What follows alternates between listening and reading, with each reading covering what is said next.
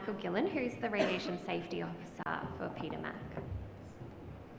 Hi everyone. Yeah, a bit of a tough act to follow, but I'll help Stephen get back on track, don't worry about that.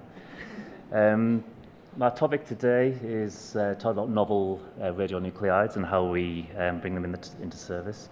It's a slight variation from what's in your program, but the content is pretty much the same. I'll also be talking mainly about the way we have to work in Victoria. Obviously, you need to comply with your own local regulations, but it shouldn't be too different in theory. So what is a novel radionuclide? You can Google it and it'll come up with some lists. I just think it's something that you've never used before. So whether that's terbium, alpha emitters, or FDG, if you've never used it before, it's novel to you, it's novel to your hospital. So when my colleagues at PSMA come up to me and say, Michael, we want to work with terbium, we want to bring alpha emitters into service. There's not much out there that I've got to use. I've got textbooks with data. When colleagues say, Michael, we want to build a LINAC here, I've got a textbook on my shelf that shows me how to design a LINAC bunker, and I can do the sums and follow that. But for radionuclides, there's nothing too much out there that's formally published. The regulation of novel radionuclides is not really well established either, and I'll go into this in a little bit more detail. So what I'm going to talk about is a very quick guide on how you bring something that you've only read about into your hospital and ultimately put it into a patient. The regulatory system, whilst I'm going to talk about Victoria, the difficulties of working with new products and how we regulate it is a global issue. So there's just a few examples here of other publications where people have got regulatory challenges or technical challenges in bringing novel radionuclides into practice. So next time you pick up a radiation safety textbook, somewhere in this book will be a chapter on ICRP, and they have 3 principles of radiation safety. And the first one of those is justification.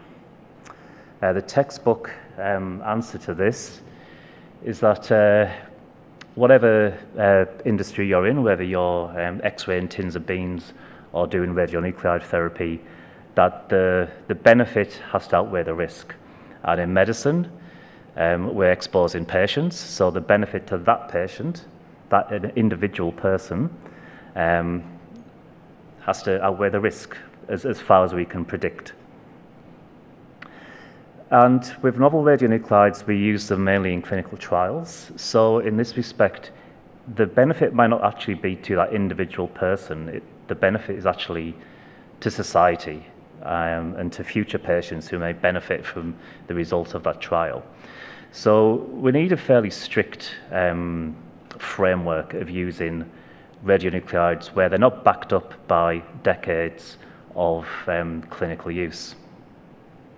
So this is just a snapshot from my radiation management license, pretty long document. And these are some of the radionuclides we're authorized to use for radionuclide therapy. So the doctors at PSMA can pick a patient, pick one of these radionuclides and treat them. But a couple of years ago, when I first started working with terbium, the first thing I had to do was Google it because I'd never heard of terbium. And then I spoke to the regulator, and they'd never heard of terbium either. So they said, we might need a little bit more information from you with this one, Michael, as to how you intend to use it. So we got the doctors to write up a few paragraphs on what work had previously been done and what our intention with terbium was. So eventually I got my document approved, but the Victorian Department of Health made it quite specific that when we use terbium, it's only for an approved research project. So we have to have the whole human research ethics approval for any use of terbium. And the same will be for when we go towards using alpha emitters as well. So I'm not even going to get my spreadsheet up and running until we've worked out the justification of how we're going to use these novel materials.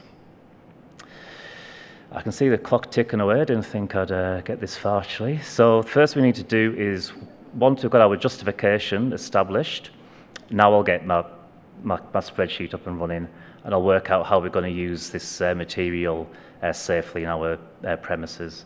So we'll calculate the radiation doses to workers, members of the public.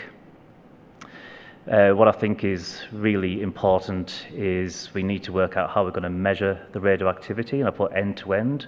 So what I mean is, when we take it out of a box, we need to measure what's in the box. When we transfer the contents from that vial to a syringe, we need to measure it again. We need to measure it in a patient, and every time this subsampling occurs. Once we've done the assessments, then we actually need to see whether we've got our calculations correct. So we'll do a verification, and then we'll do some monitoring to see whether we've got our assessments correct. A couple of nice pictures, just to underpin the importance of measurement.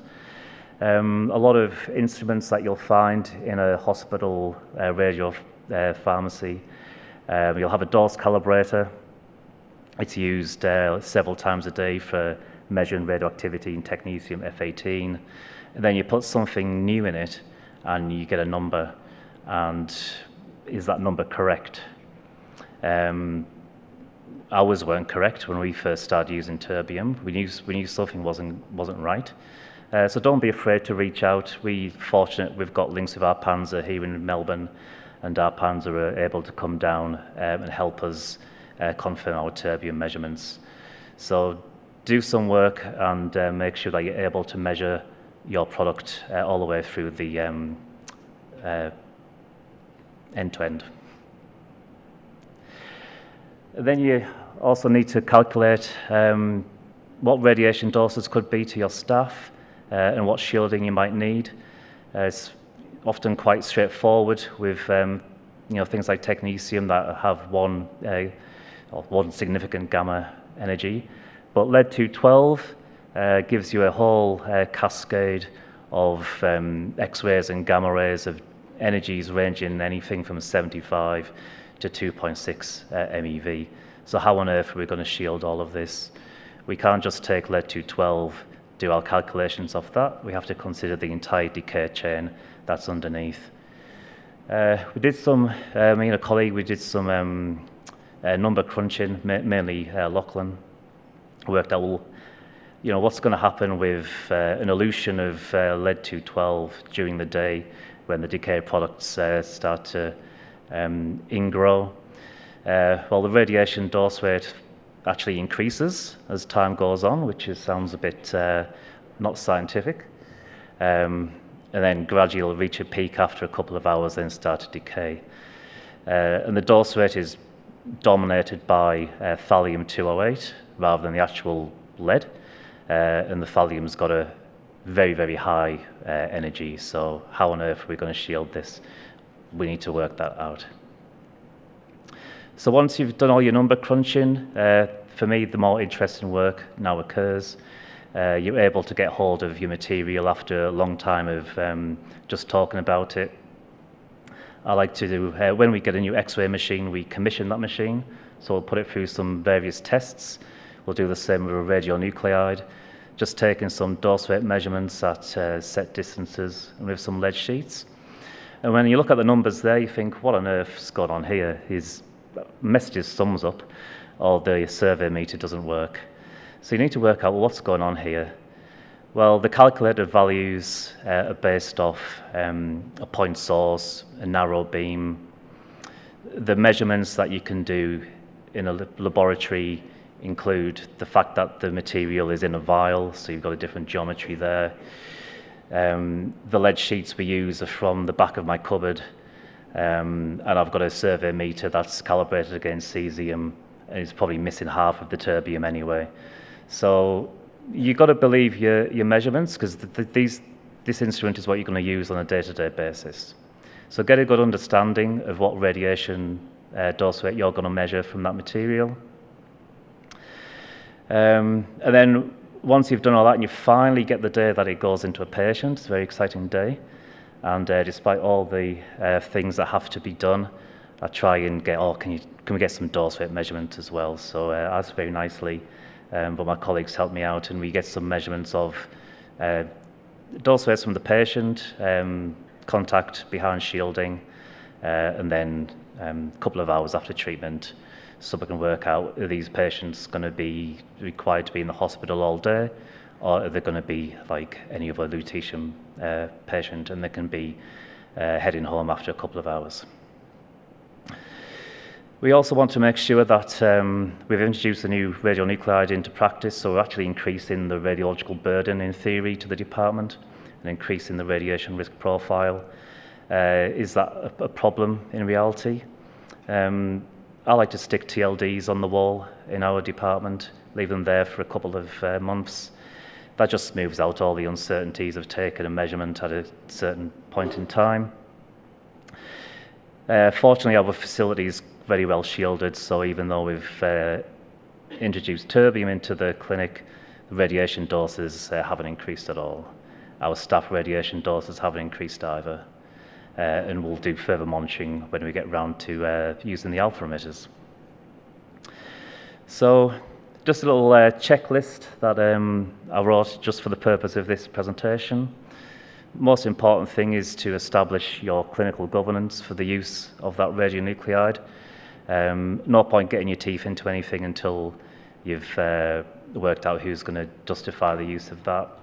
Do your number crunching, calculate your radiation doses to your workers and your public. Once you've got your regulatory approval, we can now make orders, get things delivered, get things into the lab, do some measurements, do some testing. More like to do his QC, as he's just told us.